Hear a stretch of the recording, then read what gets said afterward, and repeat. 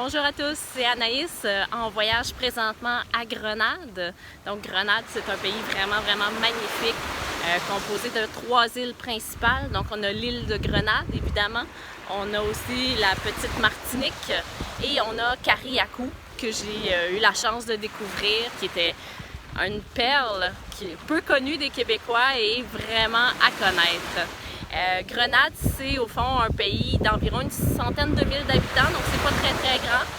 Les gens se connaissent presque tous.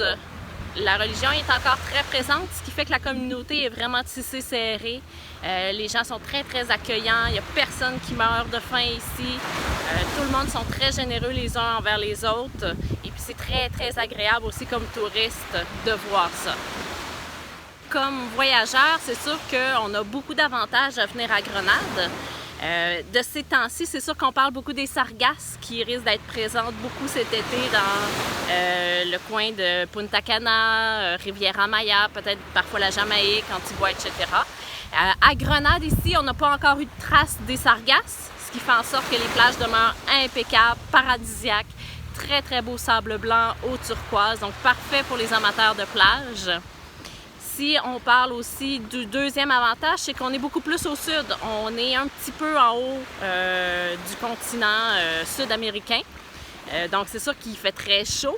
On est très bien. Donc en janvier, il ne faut pas avoir peur de venir ici.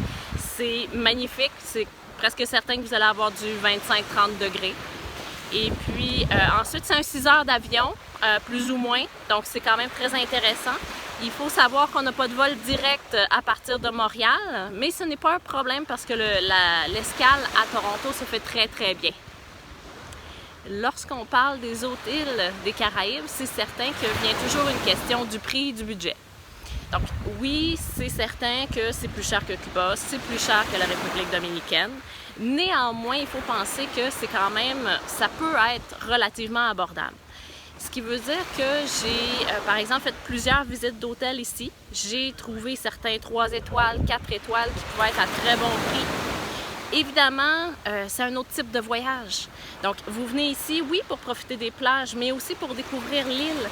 L'île est très riche de culture. On l'appelle l'île aux épices. Donc, beaucoup de très belles productions de différentes épices. On peut voir l'industrie de la muscade qui est très présente ici.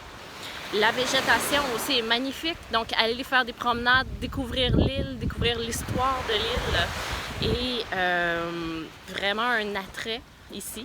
Donc on n'a pas besoin nécessairement de prendre un plan tout inclus parce que ce n'est pas nécessaire. Il y a de très bons restaurants ici, les prix sont très raisonnables, ce qui fait en sorte qu'on peut aller chercher un hôtel qui a une cuisinette complète. Ce qui fait que même en famille, ça nous permet de faire nos propres repas, d'épargner sur le budget. Il y a un IGA qui est à proximité de presque tous les hôtels. Avec un petit village, vous retrouvez un Pizza Hut, un poulet frit Kentucky, si jamais la maison vous manque.